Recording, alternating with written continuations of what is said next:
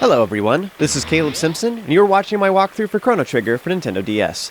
This video covers the chapter titled The Hero Appears and takes place a little bit after we return from the future and then work our way back through 1000 AD. So after we've completed the Village of Magic, then it finally initiates this chapter in which we return to 600 AD in search of a way to confront Magus and hopefully stop the awakening of Lavos. So we appear back in Truce Canyon like usual, so once you pass through you can speak with all the various residents here in Truce Village if you want to. This is totally optional, you don't actually have to talk to them, but you do learn a little bit of what's going on. So first of all, the first person I'm talking to is somebody who is making a bell, and he's calling this Lean Bell, which eventually is going to be constructed in Lean Square, which takes place in the same place as Truce Canyon. But something interesting, by the way, about that is that the gate in Truce Canyon leads to Lean Square, which is in the same physical position, it's just in a different time period, so I think that's cool. The other gates actually don't follow the same principle, though, like the Guardia Forest gate leads to Bangor Dome in 2300 AD, but that's like in a different position on the world. But so I guess logically, it doesn't quite make much sense. Although at the same time, it's totally possible the continent is moving and stuff like that, but at the same time, though, you still have, again, Lean Square and Truce Canyon is in the same position, but then Guardia Forest and Protodome are totally different. But I guess that's, again, same thing. It's a much greater distance in time, so I guess maybe it's still logic follows, but whatever. That could be an explanation for why that is, if you really want to make that argument. Other things that are happening is apparently the Fiends, our war with the humans is not going well for the humans, and so there's been some pretty intense fighting over at Zenan Bridge, and that's kind of been the front lines of the battle. And the king actually fought there recently in a battle, and he got wounded, and so he's in the castle wounded right now, so we're going to go see him here in a little bit. Now, in the meantime, you want to go to Zenan Bridge, and the next objective is actually to speak with the captain, or the knight captain, who is the guy in the gold suit. So we have to speak with him in order to progress the story. You can speak with the other knights here, although it doesn't really matter. All we have to do to progress the story is speak with the gold-plated knight captain. And what you'll find is that they are actually out of provisions, so their food is running out, and they're going to be starving here soon, and so they're really worried about that. And with good reason, actually. One of my brothers actually went to a military academy, and he had a bunch of stories to share about that, which I thought were super fascinating. As long as you're passing through Guardia Forest, by the way, you should totally grab this shelter that's in a nearby bush. You should grab that every time you pass through here. Anyways, my brother went to a military academy. He had a bunch of stories to share about it. One that I thought was really fascinating is he was sharing how, they get up super early and they jog for, hours, and then they do all this push-ups and all this other stuff, and they'd finally come for a mealtime, and they would sit him down and be like, you're going to eat these 5 plates of food and like this pitcher or pitcher and a half of water in this one meal. Just go. And there, you have 5 minutes to eat all this. And he's like, there's no way. There's no way that can fit in a human body. But he would eat it all, and he'd scarf it all down because they forced him how to learn how to, or if he didn't eat it fast enough, he'd be so starving the next meal that he would just eat it anyway. So he actually did consume that much food because he needed that much energy because of the intensity of the training they were doing. So being in the military, they actually force you to be able to eat quickly because you don't have a lot of time to do that and take breaks when you're on the front lines and such, but also the fact that you need that many calories and stuff just to survive. So that all being said, the reason I share that is just to explain that, them being worried about running out of food on the front lines is a big deal. It's not like, oh, they're going to starve over the course of a couple days. It's literally if they don't get food and within 6 hours of them running out of provisions, it's over. That kind of thing. You know what I mean? They run out of energy. That's it. But yeah, I'm just saying all that to explain that, it's a little more time-sensitive than you might think at first glance, so, the fact that they're out of provisions is a big deal. So, as long as we're here, I'm going to go ahead and talk with the King and Queen, and they're up here on the left tower. I was saying earlier in the walkthrough that I was calling this the Chancellor Tower, and I was calling the right one the King and Queen Tower because that's where Marl was, but maybe I'm mistaken about that. Maybe it's the right tower belongs to the Queen, just like how the right throne is hers, and the left throne is the King's throne, and thus the left tower is the King's Tower. So maybe they live in or they sleep in different beds? I don't know why they would do that. Although, sometimes royalty is I don't know, you know what I mean? It's sometimes it's arranged marriages and it's not they're not living in the same bed, but it's all about producing an heir, but it's not I don't know, you know what I mean? It's a little less romantic, I guess, but whatever. Maybe that's what's going on. I don't really understand. Whatever. So he's in the left tower anyways. Maybe that's actually the King Tower. One thing I always thought was strange at this point in the game is I don't understand why Marl can't heal all these people in these beds and heal the king in particular because if he dies or whatever, everyone's really worried about him and that he might pass away because of his wounds, but she can just heal him and he has to survive. Because she is his descendant, so if she heals him, is that really changing history so much? Although at the same time, he was fighting on the front lines. If he goes back out there and kills himself, then she's dead anyway. So I don't know, maybe it's better we just leave it. I don't know. Anyway, our next objective is to head downstairs and go to the bottom right corner of the castle where we'll find the kitchens, and you can speak with all the maids if you want to, but our goal is to just talk with the Sunder chef, who is apparently annoyed that his brother ran out of stuff, and his brother's always kind of ordering everybody around and, like, acting high and mighty or whatever, so it just kind of gets on the chef's nerves. Both of them are just super proud, whatever. So his wife just kind of scolds him for it, and then he just kind of storms off, and we just have to leave. So after you're speaking with the chef, all you have to do is walk away, and as we are leaving, he'll then chase after us and give us the provisions for the army.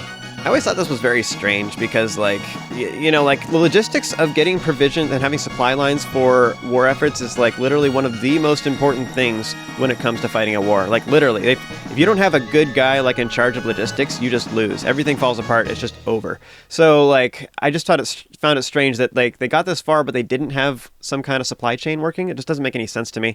Anyways, as you're trying to leave, then the dairy chef will then chase after you and give you some jerky, which is the supplies for the army. And then he also gives you a strength capsule for your troubles just because he's being a nice guy. So, if you catch him on a good day, then you get good stuff. But yeah, I mean, look at this forest. Would you look at this? There's no combat at all. In fact, you get shelters along the way. They can just use those shelters to heal instead. Like, who needs jerky, you know? But speaking of jerky, though, when you smoke food, you, like, burn all the water out of it. You can get water, like, closer by with wells and stuff like that is usually what they'll do.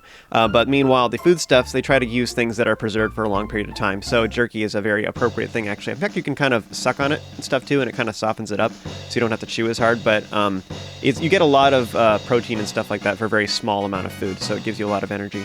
But yeah, like, energy to weight ratio, jerky is, like, really good for that. But also the fact that it keeps super well. It's like the power bar of the past. It's solidified Gatorade, shall we say?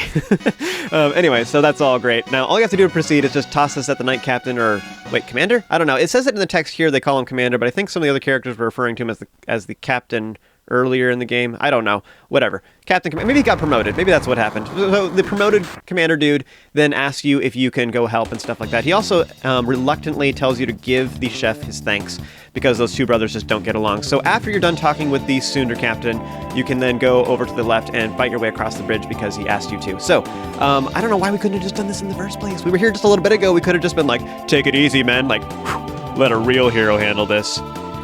You can speak with each one of the knights, and their dialogue, like, changes each time you talk with the commander. But before you leave, you should speak with the commander again, because he will then give you a gold helm. In the remake, it's called a golden helm. But that has a very high amount of defense, so you should totally toss it on whoever has the lowest tier headpiece at this exact time. So especially if you still have, like, a hide helm on one of your guys, you should totally replace that, because that's a good thing. Also, just so you know, I think that Robo has an iron helm on him, so I could actually, like, take my bronze helm that was on Chrono and then put that on Robo, and then take the iron helm that was on Robo and put it on somebody else. So that's something I could do too, for example, just to boost my physical defense a little bit higher. So next we just have our cakewalk across the bridge. Super easy. These enemies are a joke. So just go ahead and smack them up. And as a quick note, you'll notice we have Ozzy here. Now remember, when we were in the Village of Magic in 1000 AD, we saw a blue variant of Ozzy, and then he was explained that he was the descendant of Ozzy, his great ancestor that fought in the war against the humans back in 600 AD. So this is his ancestor, and this guy's a total turd, so we want to just beat him up. I would recommend that, I think, if I remember correctly, you want to attack the Decedents first, because if you don't, and you hit Ozzy, I think you can counterattack. So anyways, you want to kill the skeletons first, and then go ahead and attack Ozzy so you can avoid getting smacked around with them. These Decedents, aka Lancers, are a little more vulnerable to magic damage, and they're more resistant to physical. But one thing to note is that you don't want to use shadow damage on them, because if you use shadow damage on undead, it will heal them instead. So, for example, Robo's laser spin or supersonic spin does not work on these guys, which is a real shame, because, like, these two battles, like especially this one right here, we have 3 Decedents and we have Ozzy as well. If we could use supersonic spin on them, it'd be great, but that does not work. And likewise, antipode bomb does not work either. So I was like hovering over it in my tech tree a little bit ago because I was just trying to give myself an opportunity to talk about that. But yeah, don't use shadow damage on these guys, otherwise you will actually heal them instead. So before we continue on, just be aware that we do have a boss battle upcoming. If you're worried about it too, you can actually just leave the bridge now and go back to Truce Village and go ahead and heal at the inn, and then come back here. And then that way you can fight the upcoming boss with full MP in particular. I don't think it's that big a deal. In fact, you don't really need that much MP to do it. And if you're really worried about it too, you can always use an ether. I don't think I've used a single ether so far, and I have a whole bunch of them. But as you've seen, like these, as I was explaining earlier, these Decedents have pretty high physical resistance, although they don't actually have that much health. So that one was almost dead anyways. Just a couple more attacks took care of it. One little trick you can do, by the way, is you can heal out of combat using characters that are not in your active party. Like, we're stuck with Chrono, we can't swap him out, but we can swap out the other 2 slots. So something you could do, for example, right now is if you're worried about using a bunch of Marl's MP to heal right now, one thing you could do is you could swap out your characters. So you would swap out Luca with Robo, and then have Robo heal Marl. And then you swap out Marl and Robo and put Luca back in the party so that Robo can heal Luca, and then you swap out, you know, so then you're back to having your original party. But that way you can use MP on characters that you're not currently with to guarantee your full health for this boss battle. So just make sure you heal up before you start this battle, and just make sure you have enough MP. As long as you have like half your MP, you're probably fine. So this boss has an upper half and a lower half, and they both have very different resistances, and so that will determine which strategies you want to end up using. So the thing to realize is that, first of all, it's very resistant to physical attacks, although of the 2 of them, the lower half is significantly more resistant. So if you have to use physical attacks, using it on the top half would work a little bit better. The next thing to know is that each piece has a different amount of health. If you can take care of both of them, that'd be great. However, using attacks like Antipode Bomb, for example, is bad. So I'm just showing this right now. Antipode Bomb would hit both sides, but it does shadow damage, and that's bad because the lower half absorbs shadow and water damage and will heal from it. Meanwhile, the top half absorbs light and fire. So you need to use, you want to use the opposite one on the opposite side. So you use water and shadow and physical on the top, and then you use fire and light on the bottom one. You can use physical on the bottom one too, it just isn't as effective because it has so much greater armor. So the best way to do it, kind of evenly distribute your damage, do as much damage as possible, is to use Cyclone with Chrono to hit both of them at the same time, and then use Ice on the top half or Robo's physical attacks, and then use Fire with Luca on the bottom. The worst combination for this particular fight would be having both of your healers in Chrono, because then you're just like have so much damage that's focused, that's good against the top half, and you don't have anything good at the bottom, except for lightning, I guess, technically. The biggest thing to worry about with this boss is he has an attack that hits the entire party, and he says either death, death, death, or doom, doom, doom, doom, doom. And what this does is it will do just shy of 100 damage to everybody in the party. And the best way to deal with this is to use either Aura Whirl with Luke, Marl, and Chrono, or use Aura Beam with Marl and Robo to heal the entire party. Now, if you do have Robo in your party, I would say that using Aura Beam would probably be more effective because it doesn't heal as much, actually, and it's a little bit more expensive MP-wise, but I think it's important to keep using Cyclone with Chrono because that's overall like your highest damage total out of all the different characters. That's actually the best ability you have right now, is just plain Cyclone. So that's really good. Unfortunately, this can put you in the awkward position of just having Marl completely dedicated to healing, and she can't attack because she's just focused on that. However, once you get close to the end, I would recommend you just switch to just all-out attacking because he's almost dead at that point. Like, the upper body and lower body have very similar amounts of health, and if you're attacking both of them, then literally the upper body is almost dead. Also, fun fact, even though the upper body has more total health and it'll take a little bit longer, it is like steadily taking damage from everybody equally, especially if you're using Cyclone. Because Cyclone does physical damage, does such higher damage to the upper half, it actually evens out pretty well. Now, once the lower body has been destroyed, if the upper body still exists, it will force that death, death, death / doom, doom, doom, doom laser on you, and that's pretty awful. And otherwise, the other thing that you can do too is you can kill the top half first, and then the lower body can't really do much. However, that would imply that you're focusing really hard on physical attacks. I don't know. It's still faster to do what I recommended, is to use Cyclone and use a bunch of other abilities, or, you know, evenly distribute your Ice and Fire, but then use Cyclone on everything. It tends to take out this boss the fastest.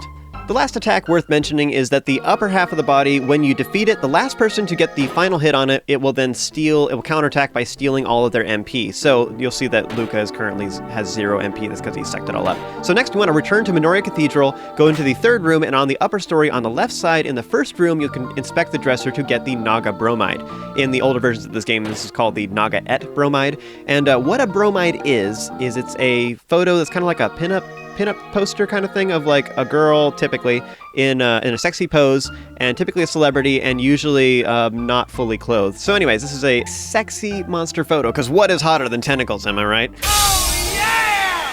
Oh yes, Japan, we love you. So anyways, with our hentai photo in hand, you want to work your way back to civilization, and then you can sleep at one of the inns to restore your health and MP in particular for whoever got it all sucked out of them. So you can sleep at the inn in Truce, only costs 10 gold. The one in Dorino, just south, costs 50. I don't know why it's so much more expensive. And then also the one to the very far south is the village of Pore, and that one costs 20, I believe, off the top of my head. So anyways, Truce is definitely the cheapest, so if you want to save a little bit of cash, you can sleep there instead. The Dorino market here sells gold suits, which is a pretty nice upgrade, although it is kind of expensive, so I'd recommend not buying it right now, but whatever you want to do. We can also get Pori barrettes down at the Pori market. I don't think you can buy this in Dorino, but those are an upgrade for our girls as well. There are helmets specifically for them, and those are pretty good. I actually am already wearing some because I won them in the Arena of Ages, but anyways, next you can go into one of the residences here in Dorino, and there is a locked dresser which has a sparkly on it, so if you inspect that, you'll see that it's locked, you can't do anything with it, but then if you speak with the old man after inspecting the dresser, if you have the Naga Bromide in your inventory, then he will offer to trade. I find this slightly amusing just because they're like at war with the fiends and everybody's terrified of them. Meanwhile, this guy's like, yeah. You know, it's just a little bit strange. Although I think, just to say in his defense though, I think that the Naga are supposed to be like the succubus of the series, basically. Like they're the sexy ones, you know, they have the bikini top and then all their spells have like a heart animation kind of thing. And then meanwhile, they're like infiltrating as pretty women or whatever. So I think that they're supposed to be the sexy ones. But anyways, so the fact that he's attracted to him isn't necessarily surprising. Maybe it's magical too. Although, like, their lower body is like a snake, or, you know what I mean? They have a snake for their whole lower body. I don't even know how that would work. I don't think I want to know. Just don't think about it too much. Moving on, you can go to the Dorino Inn, and there's a whole bunch of juicy rumors here, actually. This inn is awesome. There's all kinds of goodies here. So one of the guys says that if you see enemies with big wooden hammers, then you should burn them with fire. Somebody else says that if you see somebody trying to store whirlwind energy to unleash on you, you should cut it with a wind slash, and you can slice through the wind, and that will neutralize it, which that's a really big tip from an upcoming boss, and that will help a lot. It is a little bit weird, though, just as an aside. So Chrono has an ability called a wind slash, and that is a light ability, and tornadoes are also a light ability, so it's kind of weird. We're countering light with light, which doesn't make any sense. Shouldn't it be countering shadow? Whatever. This inn costs way more than the other ones, which is crazy. You shouldn't stay here. Like, the other inns are not that far apart, so you should totally just go to either one of the other ones, and it costs like less than half, so you should totally just do that instead. The other rumors that are here is they say that there is a legendary blade called the Masamune, which is over to the east in the Denodoro Mountains, and there's also a little kid who has shown up who claims to be the hero, and so they don't actually know too much about him. He's really mysterious, but they're all excited because the hero is supposedly the only one who can wield the Masamune, and the Masamune is like a evil smiting blade. Only the chosen one can wield it and all that stuff. So they're hoping that the hero can find the sword and then go defeat Magus for them so they don't have to worry about the war. Because the war isn't going so good for the humans right now, so they're all hoping that the hero can pull this off. You know, all the towns in 600 and 1000 AD all have these just like 4 houses, that's it, and one of them is always owned by an elder. I swear, being an old man has its perks. Now, the old village elder here says that he's looking for the rainbow shell, which could make some magical artifacts that would be really powerful, magical armor and stuff that'd be really good for the war here against the fiends. So that's what he's looking for. He's hoping that that'll turn the tide. So he's hired out the self-proclaimed great explorer, Toma, to go searching for it. Unfortunately, Toma is not as reliable as everyone would hope, and you can find him in any of the inns getting drunk from here on out in 600 AD. You can speak with him to get some updates on his current progress on his investigation into the Rainbow Shell, although he never actually, successfully gets it. But that does lead to a later side quest that we will eventually be doing, so we will be tackling getting the Rainbow Shell later on in the game. We just can't do it just yet. Now, before you continue on too far south, you should stop by Fiona's villa and grab the goodies inside her chest. This chick actually leads to a future side quest, so just bear that in mind for later, but we will come back here at some point. So grab the goodies. And I didn't have time to talk about this earlier, but the old man earlier gave us a magic capsule for giving him the bromides, so that's cool too, so we got some upgrades there. Awesome. Continuing on further south, you can reach the village of Pore. I'm actually not entirely sure how to pronounce this. It would be Por in regular English. Could be Pore, but otherwise it's Porre, like you roll the R's. That's actually Italian, and that word means place, and when you translate it to English. So this could be Place Village, which is would be kind of a funny title.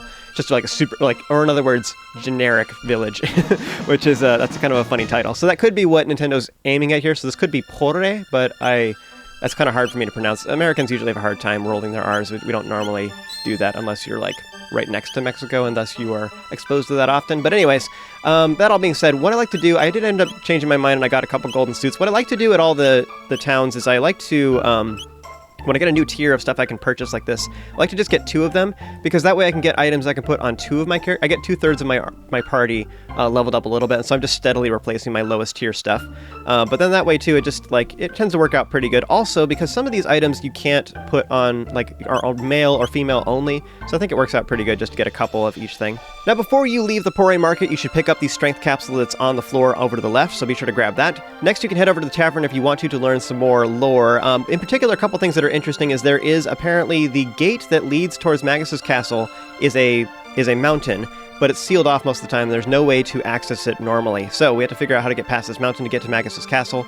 And there is also an old man here that says that there was a frog who came to the tavern recently who was drinking and muttering about the Queenleen and the Masamune. Now, as we know, Masamune is the legendary sword that can smite fiends, so that's an interesting thing to point out.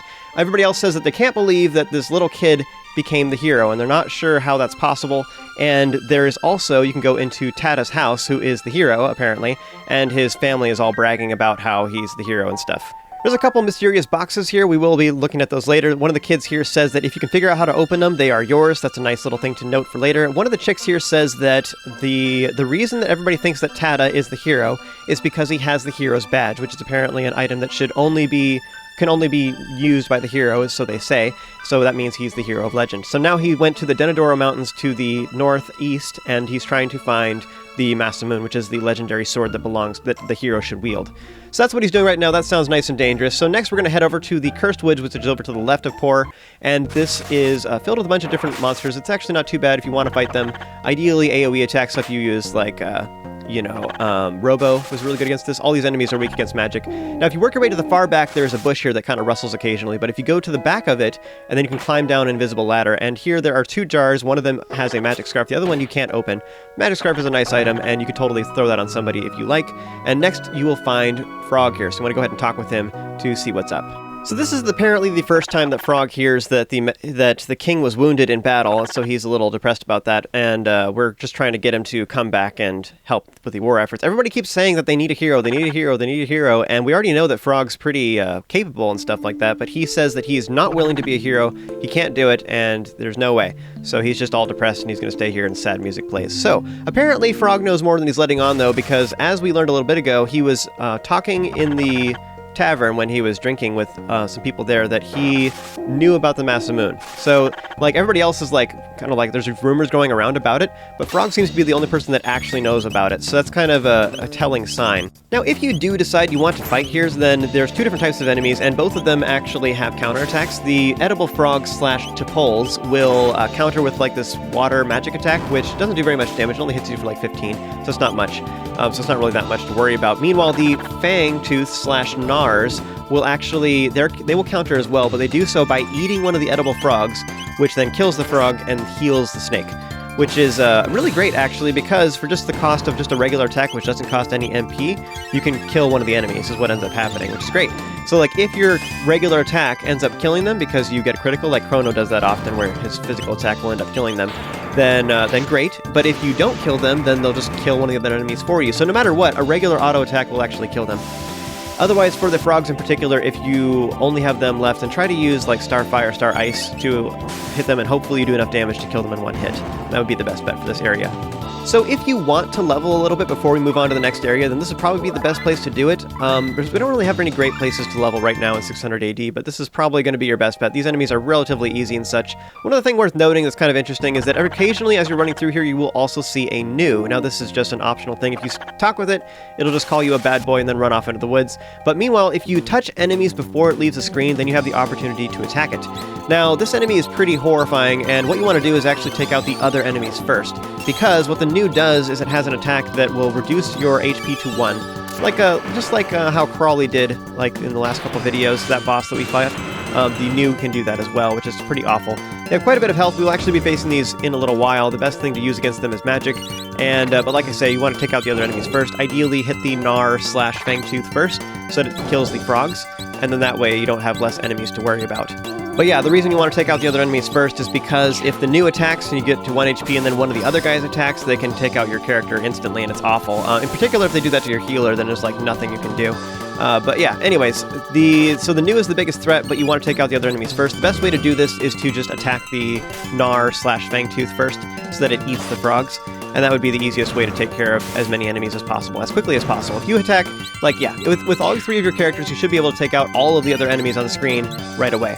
Now, generally speaking, I don't actually think it's worth it to attack the new here. It's super rare. There's no particular reason to do it.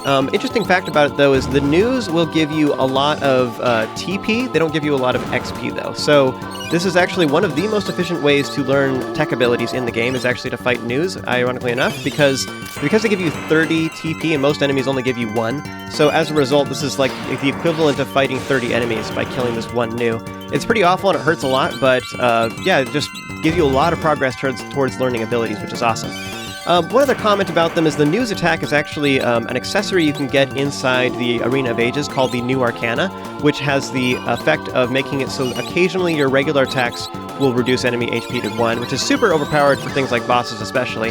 That's a very rare item. I will try and get it. We'll see what happens. I'm still in the midst of recording the whole game, so I may end up having that eventually. But yeah, the New Arcana is one of the most rare items in the game, so we'll see if I end up acquiring it. It's just RNG. But yeah, like 34 TP. Like again, so 4 of those enemies gave me 1 TP apiece, and then the new gave me 30. So look at my characters like whoop, whoop, whoop, whoop, whoop, learning abilities. It's just so ridiculous. So next, heal up at a nearby inn, and then work your way over to Denadora Mountains, which is where Tada, the hero, is looking for the legendary Masamune, which is the sword that belongs to the hero.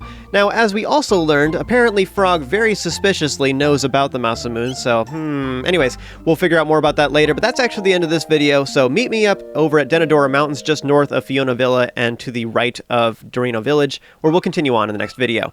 As always, if you enjoyed this, be sure to throw a like on it, subscribe, all that good stuff. As always, thank you guys so much for watching. You have an amazing day, and I'll see you next time.